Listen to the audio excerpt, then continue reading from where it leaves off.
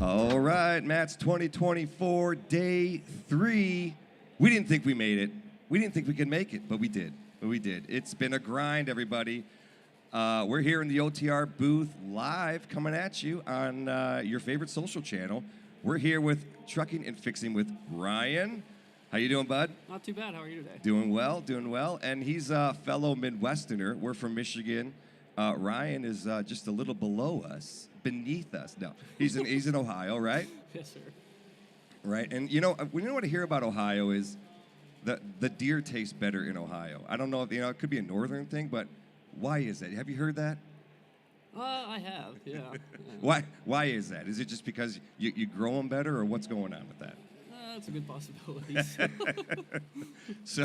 So we're here. We're going to have a good conversation with Ryan, talking about his business, talking about, Ryan is a really technical guy, knows a ton about diesel engines, after-treatment systems. He's got his own DPF cleaning business.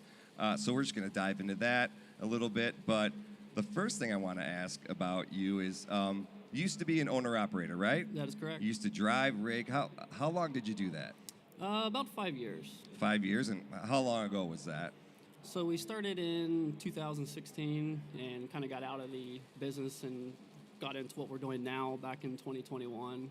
Okay. But I was actually kind of a misconception, maybe possibly, I guess you could say. Yeah. I was a tech before I got into trucking, so I kind of went in as a mechanic, tech, into trucking, then back into the mechanic side of it. So what kind of truck did you drive when you were? I like Kenworths. Kenworths, okay. T680, T660. So. Any particular reason? It's just I mean, for an owner-operator, I think they're easy to work on. Everything's a lot easier to get to than, your Volvos and Cascadias and stuff like that, especially a lot easier than working on international. So. Okay. It's not because it just looks cooler? It's more just a functional thing? Or are you like, no, I like the way they do look cooler, I think. What's your favorite year of a Kenworth? Like I said, my last T660 was a 2013, and that was probably one of my favorite trucks. So. Awesome. Have you walked the show at all yet? Have you got a chance to see the custom lot? Have you found like maybe your old truck or a dream truck of yours?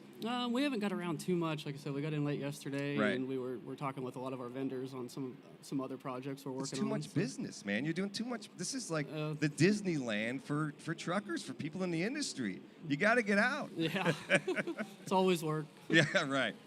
Well, before you leave, you got to hit the custom lots. You got to see some of these paint schemes. I mean, what are your thoughts on a cab over? Because I was talking to this influencer, the Boston trucker, and he was like, when he was learning driving, everybody got shoved into a cab over, and that was like the worst thing ever. He's like, and now everybody wants to be in a cab over, but he's like, you get in it, and it's like the worst ride ever. What are your thoughts? I think they look cool. You can turn them really sharp. So okay, yeah. But yeah, I think now it's one of those things where there's none out there anymore, so everybody wants it. So. Right. Yeah, it's like a total retro thing. Have you worked on cab overs? Are they easier, harder? My dad actually had a Kenworth K100, so yeah, the whole cab tips forward, so everything's right there. So yeah, is, I mean, if you're working on the engine or tranny, it is a lot easier to get to everything. So, before you drove rig, you were a diesel tech. Correct. What got you into trucks? What got you into the industry? So I went, kind of going back, in high school, I went to Votech for diesel tech. So I thought I was going to do that forever. I was going to be my career. Yeah. Ended up getting a call from a Navy recruiter one day and went down and was like, I don't want to be on, I'm not interested in the Navy. I don't want to be on a ship. And he's like, well, we got this whole thing called the CBs, Civil Engineer Corps, where you don't go on ships and you could be a sold.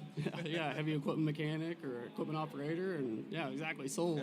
Yeah. The chance to travel the world and do different things. So I ended up going into the Navy Seabees as a heavy equipment mechanic, construction mechanic for just under 10 years. Wow, 10 years in the Navy. Did you, what was the favorite spot you traveled when you were in the Navy? Probably Thailand. Yeah. Why anything particular? For a young single man, it's an interesting place. Yeah, It's very cheap. Okay, right, yeah. So 10 years in the Navy, you learned a ton, and then you were like, okay, I'm out of the Navy, and now I'm just going to start my own business, or what did you do after that? So before I actually got out of the Navy, I got hired by a cat dealer, Ohio Cat Power Systems. So I got out working on the big engines, the 3500 series. That must have been the best interview ever. They're like, how much experience do you have? You're like, 10 years in the Navy. Oh, you're hired. And it helped a little bit that the manager was a former Navy veteran. Oh, right. So. Yeah, perfect. Yep. So. Show up in your Navy outfit. It's like, hey. Yeah. Yep. So yeah, I worked for them for a little while, and then I just kind of got into this routine where 6-9 months, like, I don't like this. Kind of doing the job hopping thing. Right. And I did that for a few years, and it's just then I got to the point where it was like, is it me? I don't like turning wrenches anymore. I mean, what is it? That's what I thought. Right. Like, I don't want to do this anymore. So I got a Class A CDL when I was still active duty. I mean, I was at a reserve cargo handling battalion up in Great Lakes, where the boot camp is for the Navy. Yeah. And so I had a lot, being active duty at a reserve command, you have a lot of extra time on your hands because they only come in 2 days a month. So we're just sitting there like, yeah. So we had some trucks, and I made my own little course and practiced the maneuvers and just went and took the test and got my Class A. So it's like I already had this CDL, so it's like, I don't like turning wrenches now, so I have this other credential. Let's go try this type of thing. So and that's how I got into trucking. And you hit the road, for, you said, a couple years? I started with Snyder as a company driver. They hired me as an experienced driver since I had already had a license for 6 or 7 years or something. So. Did you drive cross country or When I started with them, it was more of a regional type Okay. thing. I think the farthest that I got was out to like Topeka, Kansas. I think was the farthest west I went with them. So. Yeah. You know, I was like talked to a lot of people around here, and some of the truck drivers. You know, we got into the old CBs. You know, the old break a 1.9. Everybody got your ears on. Did you ever dabble in the CBs at all when you were driving rig at all? More so with the road rage type of thing, Right. I guess you could say. Hey, buddy, get out of my way. Words we won't repeat here. Right, but at least you still communicated. Yeah. What was your favorite part about driving over the road? I like traveling. I mean, Yeah. I like an adventure. So, so when you get that, I mean, when I was a company driver, you get that load assignment. It's like, hey, I'm going to New Orleans today, you know, and Yeah. you're planning it all out, and you make it, you know, you pick up a load and get it picked up on time and get it where it's got to go safely and on time, and it's you know, it feels like an accomplishment every time you do that. So. Did you ever have a situation where you're driving and your truck breaks down and you're company driver, and then they're like, oh, our mechanic's on the way. You're like, I got it. You know, like, don't worry, man, I'm already on it. I mean, how hard is it to like not dig into it, or are you just like, I can fix it? And here's my question: has there ever been a time when you broke down and you had to fix it yourself and you had the right tools? As a company driver, I don't think I've ever had a major breakdown. I mean, Okay. there's some little stuff, you know, fuses and things like that. But as Yeah. a company, I mean, I didn't stay in that company driver thing that long until I was like, I gotta do my own I'm thing. bored here. I want to do my own thing type Oh, thing. yeah, So I made yeah. the jump pretty quick. I Okay, mean, like okay. within like a year to an owner operator. Oh, all so. right. Was that a hard decision, just doing it on your own? I mean, probably not, because probably just a lot of confidence being in the Navy. You're like, I'm a peacock captain. I need to spread my wings and fly. Yeah. But you're like I need to go out on my own.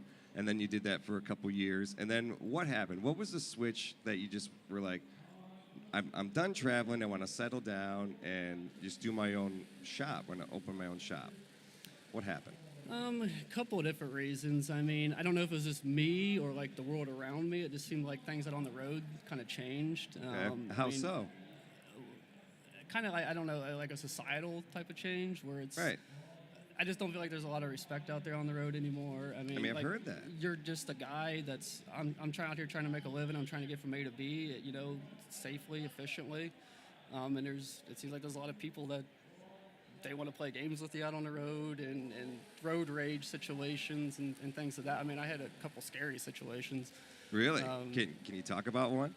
I was coming through Route 2 out of Lincoln, Nebraska, when you first headed east. It's kind of a little shortcut, you know, getting off 80 if you're going south, I think over to 29, Okay. I-29. So I always drove at night. I usually start up about 10 o'clock at night. I'll try to be off the road by 8 o'clock in the morning. Really? And I'm coming through there about 1 o'clock in the morning. There's nobody on the road. I mean, up there, coming out of town, there's a bunch of stoplights. Okay. So there's a car up ahead, you know, and as a professional driver, you try to time your lights so you don't have to come to a complete stop and shift through all the gears again. So you got a red light, you know it's going to change. So you slow down a little bit. Then when it turns green, you just hammer down and go through. So there's this car. He was over in the right lane, and he was stopped. And like I said, I caught that light right and came around him. And he sped up, came over, got in front of me, and I'm like, okay, it's like 3-lane road through there. And I'm thinking, okay, he's going to make a turn to the left up here. So Yeah. Then he gets in front of me and starts slowing down. Okay, so I jump over. He jumps over in front of me. And, like, we keep doing this thing back and forth. And then it gets, like, where he's brake checking me. And I'm like, I'm not. Are you kidding me? There's I'm like nobody. on the air horn. And then I had my phone out with, like, 911 getting ready to make the call. Like, this guy's going to get out. He's, like, trying to get me to stop. And he's going to get out and pull a gun or something on me. Right. Like I said, I didn't do anything to cause this situation. Yeah. So, but that was, eventually we got up to the edge of town and he kind of pulled over and that's where it kicked up to 70 mile an hour. I just hammered down and I was like, the faster I can get out of here, the better. I don't want nothing to do with this. Nothing. This guy was just brake checking you. Yeah, I don't know if he was scaring drunk you. or Yeah, what the right. deal was, but Nebraska's. No, but we're just blaming. it's like, why? What's the point? I mean, something that could be up to 80,000 pounds, why do you want to get in front of them? And It doesn't seem like a smart idea or, smart thing to do on his end or their end, Wow. So after that, you're just like, zero respect. I mean, and I did a couple little situations. I mean, that was probably the worst, but just things like that, it just makes you know, I don't want to be out here anymore. I mean, even though I love the business and love traveling and you know, and nobody wants their job to be that stressful, and then, you know, if it's causing you that much, I mean, anxiety, like I would hate to get up and then, you know, where am I going today? You know, oh, what idiot is going to drive in front of me today, you know? Yeah, what's going to happen tonight? Yeah. I mean, who's going to, I mean, you're out, tonight, yeah. I mean, I could go through half of a night and, you know, it's like you're in the mood, I mean, nobody around, and then you have one person that comes and just ruins the rest of your night, you know, for what? You know? Yeah, this is and then you're like, this is why I don't like people. So after that, you're like, all right, you know what? I'm just gonna hammer down and just go back to my roots and do the technician thing. So how'd that go? Well, first we have 2 kids, 2 little boys. So, oh, awesome. My youngest, I was gone for a lot of his younger, like the first 3 years of his life. I mean, I was on the road. So we had our second child, and it's just like I don't want to. I want to be back, you know, around them. And, absolutely, you know, and the difference between my oldest son and my youngest son are like our closeness, I guess, is you can definitely tell a difference. Right. How many years apart are your kids? 3. 3? Yeah, I got a boy and a girl, and they're 4 years apart. I know what it's like, man. Darn kids. It's a love-hate relationship. No, I'm just kidding. Love my guys and girl, and shout out to the kids. Anyway. Okay, so after that, you decided to stay home, and for family. I mean, that makes complete sense. You know, I mean, it's kind of a catch-22, I think, with a lot of truckers. You know, like they're working hard for their family, but their job requires them to work away. You know, and it's like the life of the road. You know, it's a sacrifice that they make for their families and for all of us, really. I mean, if you want to get down to it, you know, and you should give them more respect on the road. You guys deserve more respect on the road, and you know, I don't know, it's not fair, you know, because you lose a guy like you who, you know, wanted to be on the road, but you're like, I can't do it anymore. It just doesn't make enough sense. I need to be home with the family, and even if you're going to make that sacrifice for your family, you're just getting beat up out there, you know. So you're like, what's the point? Yeah. So all right, so you're like, great, I'm going to start Ryan's truck repair business. So how'd that go? Well, so kind of even going back a little bit. So Sophia had always been on me like, hey, there's all these guys she's always wanted to be a YouTuber. Okay. But she never really found that. Fault. She didn't really find that niche type of thing. So she's like, well, there's these guys doing these trucking channels. So it was like, you're out there on the road, so start making me these videos. So, you know, when I was still driving. Yeah, right, because early videos, she was with you on the truck. Not a couple times she went out with us, but I would be like in the truck myself or out in the truck stop with my phone just making a video. And they were so terrible because, you know, you're nervous about everything. I mean, well, when was this? How long ago was this? This would have been 2020. Okay. Like April 2020 is when, okay. when I so, made. So this was like a COVID pitch, you know? Sophia, you're sitting at home, you're like, you know what? We're going to do it. This is our time. We're going on YouTube. And then Ryan's like, am I that interesting? Are people really going to like me? So in April 2020, I was up at the Petro in Spokane, Washington. I was laying over for the weekend, and so I got the whole weekend with nothing to do. And she's like, well, sit up there and make some videos. So I'm sitting in the sleeper of the truck, just making random videos about trucking, and that's kind of when we started. And so a lot of our earlier content, you know, was load boards and different companies I worked for, you know, Landstar, Mercer. I wasn't doing YouTube when I started with Snyder as IC Choice as a contractor with them, then moved on to Landstar, then Mercer, then back to Landstar. Right. So a lot of our earlier content was that type of stuff. And then after that, when I would come home, we would start doing like some maintenance videos, like doing oil changes, greasing truck, and things like that. And she's like, "Oh, this is a waste of time. Nobody's gonna watch these videos." And we started watching that. You know, initially you didn't really get any views on those videos, but as over time, those started being the more popular videos that people were always watching. Well, you know, YouTube, people go to YouTube to learn how to do things, you know, so it's how to do X, you know, and so when you do those how-to videos, those are, you know, those pop up. It's what people are searching for.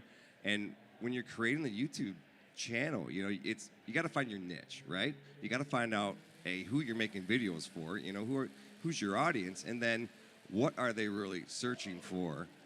And then you got to just, like, hammer down on that, you know, rinse and repeat. So what was it, the how-to videos, or was it what became your niche, and what kind of elevated you guys to success? So the maintenance side videos kind of started taking off, and then we started getting people that were contacting us through YouTube, like, hey, can you fix this for me? Can you do this for me? Really? You know, and that's how we started getting people, like, they'd call, you know, start showing up at our house or at my farm, and no way. And then that's how I mean, I bought a service truck to start with, because when we first started, we worked on everything. I worked on a lawnmower for a lady one you know, up in town, put a mower deck on for her. I mean, so we worked on everything. I mean, yeah.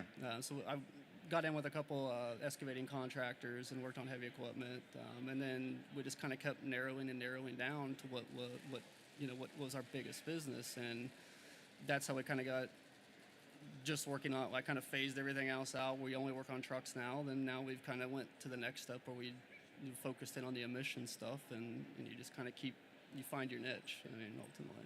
Yeah. Well, here we are, guys. It's the 2024 Match Show, Day 3. We're up here at the OTR Performance booth with Trucking and Fixing with Ryan.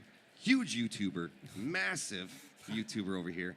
Actually, he is a big YouTuber, but he's also a bigger diesel tech, and he's a big fan of me. No, I'm just kidding. We just met. But anyway, so Ryan, we were just talking about you just started your business, and so through YouTube, you started getting a bunch of clients, and Correct. Then so you know you're fixing everything and the lawnmower, possibly the kitchen sink, and so when did it switch over to trucks?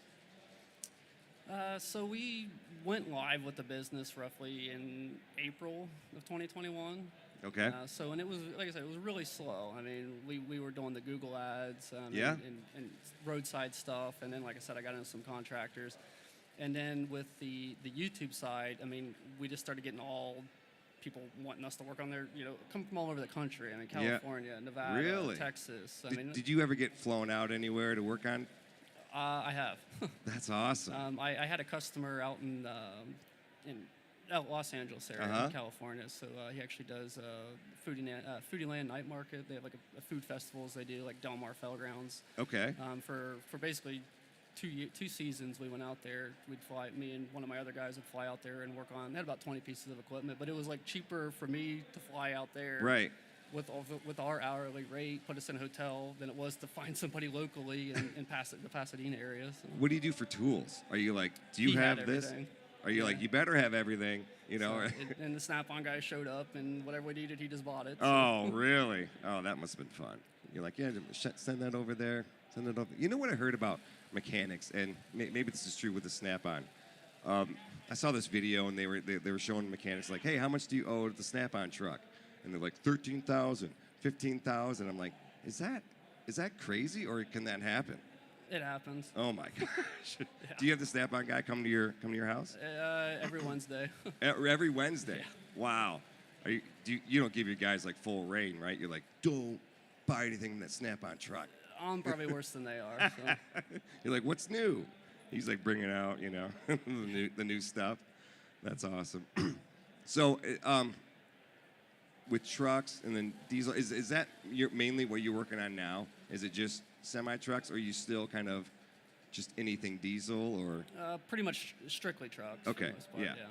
So we were just talking before this, and you said you have 2 employees. They're fully working 40 hours a week. So you're busy. How are you balancing the business with the YouTube? Honestly, the YouTube side has probably suffered a little bit because, you know, when we get so busy, and, you know, I got 2 guys. I mean, I do all the diagnosis when it comes in the shop. So, I mean, if I get slowed down, then they're slowed down, and the whole machine stops, basically. So unfortunately, when we're really busy, then we don't have the time to put stuff out there. So it's hit or miss. Is there a common piece that always or component that always goes wrong on a truck? Like, they bring in a truck, you're like, oh, that's the one box, or oh, that's whatever. That's like an X. I don't know. Is there like a piece that's like mostly like a faulty, like a knock sensor? Oh, it's got to be the knock sensor. Anything like that? We see a lot of EGR core issues that cause those downstream issues. I mean, so that's probably right now, in the last few months, probably when somebody comes in with a one box issue, or even a Cummins or Packer or something that isn't regening properly, or they have those other downstream issues, we've replaced a lot of EGR cores.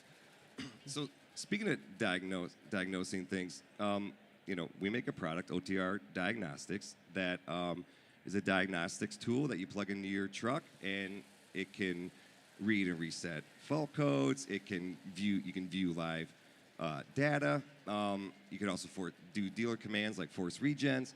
How important would it be if somebody was bringing in their truck and they had already identified maybe a fault code, or it could say, hey, from my diagnostics tool, I think this could be the problem. So would that save them time, and would that save you time on the whole diagnosis process? Oh, absolutely. I mean, when we have several customers that have OTR in their trucks, and when they call into Sophia and they say, hey, I got these fault codes, I know before they're even coming into the shop. We already have an idea what's going on before they even arrive, so that saves us. I mean, I'm going to hook up with my equipment and verify those fault codes. Yep. But we've already got kind of an idea before they even come in. So, it's going to save you time in diagnosis and time in the shop as well. If that shop, if we think you're going to need a DPF, we've already got it there in stock. So, how do you stay honest? You got a real honest face. I'll give you that. No, but how do you stay honest, and how do you keep the transparency going with a customer? Like, they bring in their truck in. These are owner operators where their trucks are their business. And man, having that big repair bill could really put a damper on the Christmas. So how do you keep it honest? We're like, hey, listen, I'm only telling you what you need. I'm not trying to rip you off. Because there are a lot of people out there that take advantage of owner operators. That's why it's nice to be armed with a tool like OTR Diagnostics. But how do you stay honest with everybody? Transparency is the biggest thing. So, I mean, if a customer comes in, they got an issue, we take everything apart, and if there's, signs, or an EGR core, we pull a hot tube off and there's coolant in it. I mean, I'll bring a customer out and I'll show them. Yeah. I'll show them their DOC that's screwed up, or their DPFs that are cracked, or have soot passing through. So that's one thing, is actually taking them out and showing them that stuff, that this is actually what's going on. I'm not just making it up. Right. Or showing them the fault codes on the computer. Yeah. And I'm sure referrals go a long way too, right? I mean, at this point, are you doing any advertising, or is it just all basic referrals? Pretty much just, we haven't advertised for a couple of years or paid for any advertising. Awesome. It's all through YouTube or, again, referrals. And a lot of my regular customers, they tell their friends, and then they tell their friends. So. That's awesome. So so what types of services do you do for with your business? I know that the diesel repair. Let's talk about like the DPF cleaning business. How busy is that? And how many times can you clean your DPF filter? It really depends. Well, so the first part of that, as far as busyness, we'll have a week where it's really quiet. Then we'll have a week where I've got 15 trucks in the lot. So it's hit or miss. I mean, sometimes we might have 3 or 4 Freightliners or Western Stars that come in with one boxes, and got to pull them out and take a look at them, see what we got going on, whether we're baking them or replacing them. So, so it's very busy. Yeah, so like I said, you can be a week where it's dead, and then you just go go figure the week that we need to come down here for this show. It just went Monday. We had 3 trucks show up. Really? With major jobs, and then Then you're just slammed all week. So you'll be working, you'll just, random Tuesday, all of a sudden, boom, trucks show up. Hey, I need this cleaned. And it's something like, we need it cleaned now. I mean, how do you prioritize? It has to just hurt when you're like, I can't get to this in a week, But you're like, well, Sophia, I'm not coming to bed tonight. I'm gonna working all night, pulling all nighter. I do have a bedroom down in our buildings, and I do stay there a lot. So. Oh man. Oh. What are you gonna do, right? It's your business, and it's tough to turn that. It's tough to turn it away because you know what they were going through. You've been there. As far as an owner operator. I try to prioritize, like our guys that are coming in off the road. If they're going to be in a hotel or something where they're staying a couple of days, I try to get those people done as quick as possible and get them back on the road making money again. Is kind of how we got a lot of good local customers that have fleets, and we'll talk with them like, hey, can we put this off a day or two so I can help get this guy back on the roads? And it usually works out. So. How important is it to do? The passive regens are, that just happen, but like an active regen, or to initiate a regen, to keep that DPF clean. Is there a schedule that somebody should do, or how important is it for the owner operator to maintain their DPF filter? The better shape that it's in, the less problems you're going to have. So, and the more life you're going to get out of it as well. So, the problem with the passive regens is that they're interrupted so often. Like how so? If you're in stop and go traffic, or you shut the truck off, if your truck's halfway through the regen, you're pulling up backing into a dock, and you got to shut your truck off. It interrupts it. So you're never. And I've had them myself where it just keep getting interrupted, and it just goes on like all day trying to finish this thing. So if you have the capability when you're stopped at a truck stop or at home or whatever, where you can do that forced regen and do a good, proper regen in a controlled environment where you're not stopping and going. And what is that good, proper regen? I know it has something to do with, obviously the temperature, but how long does it take for the temperature to reach where it needs to be to burn off that soot? Typically, you heat up within about 10-15 minutes or so. Okay. But usually a good proper regen is about 45 minutes to an hour and a half or so. So 45 minutes to an hour and a half of you just staying stagnant. You're just in a place. So with a tool that initiates that, that's kind of important, right? Because then you're doing it on your time, which makes sense, and then you're doing it the right way. Correct. What happens if you're not doing it the right way and you're never letting it finish? Then a lot of times you get where you're forced into doing a regen where the truck's telling you to regen, and it's at the most inconvenient time. Have you ever had that happen to you when you were on the road? I've always had a tool, whether OTR or some of the other ones out there, to be able to initiate a forced regen, and I've always done them weekly myself when I was on the road. Well, yeah, and I never had any issues. Right. Yeah.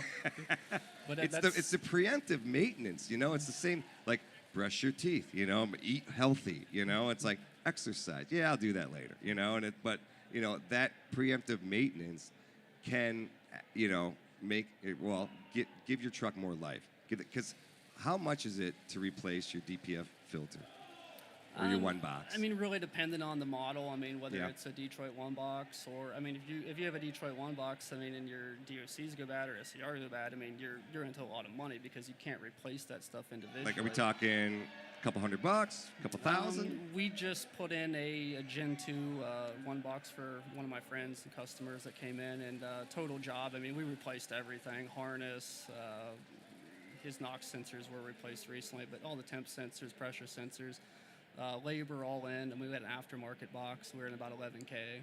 So. 11,000 out the door, and then I'm sure you work as fast as you can. How long did it take you and your guys to finish that, or how many hours, I guess, total? He was in the shop for about a total of 3 days, so I was kind of working everything out. So. But you were probably doing other stuff as well. Yeah. So I think we did a bunch of other stuff for him as well. Right.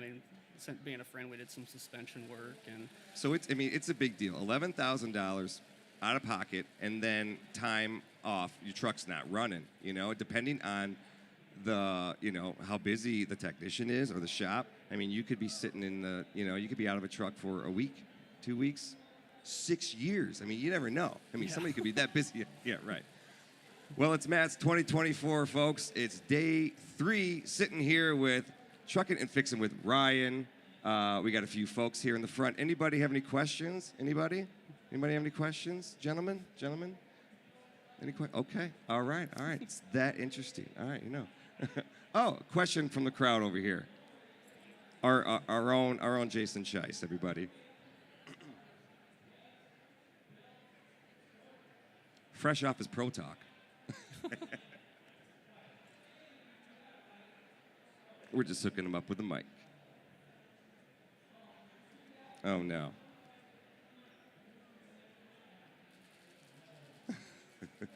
We're having some technical... There we go. There we go. So you just video on the SCR efficiency codes for the one box. And my question to you is, how do you approach diagnosing those? Because it's a super common on the Freightliner Cascadias. And I just wanted to ask you how you handle a truck that comes into your shop with that issue. So with the SCR efficiency issues, I mean, now from what we've kind of learned in the last 6 months or so that we've done a lot more of them. I mean, right off the bat, I'm asking the driver, are you using any coolant? You adding coolant every day? If they are, or that coolant bulb or the clear tank for your coolant is got black soot, any type of black residue in it, I'm pulling the EGR top tube off and checking for any signs of coolant. And then going down to the back side of the EGR core on the exhaust side, checking that in to see if there's any signs of coolant in that. And that's the first thing we're going to do, because if I don't want to even start troubleshooting that box until we've eliminated that factor. Also looking in, typically after that, the sensors that nature, that's, all computerized for the most part, or using a diagnostic tool. So looking out if there's any sensors that are misreading, not reading correctly, or any type of electrical faults for that matter. After that, we pull the whole box, pull the DPFs out, and actually see what's going on. Look up into the exhaust side out of the turbo, see if there's any, if you got an engine injector that's overfueling. We've had some of them where we just bought a truck ourselves. That number 6 injector was overfueling so much, it basically, the whole one box is full of fuel. I mean, it's a total loss. I mean, there's no way to clean it at that point. So there's usually a reason that you have those efficiency issues. It ain't, it's just bad. I mean, that's a possibility, but that's not typically what we see. We usually see some type of contamination issue or cracked DPFs, or we've had DPFs where the whole trap's blown out of them. So it's really just kind of following the breadcrumbs and find out what actually is the problem first before we just throw. I've seen places where they've thrown a whole new one box on, and a month later the guy's got the same problem because they didn't look upstream and see the other problems. So. My next question. That's the worst mic ever. What's your question, Jason?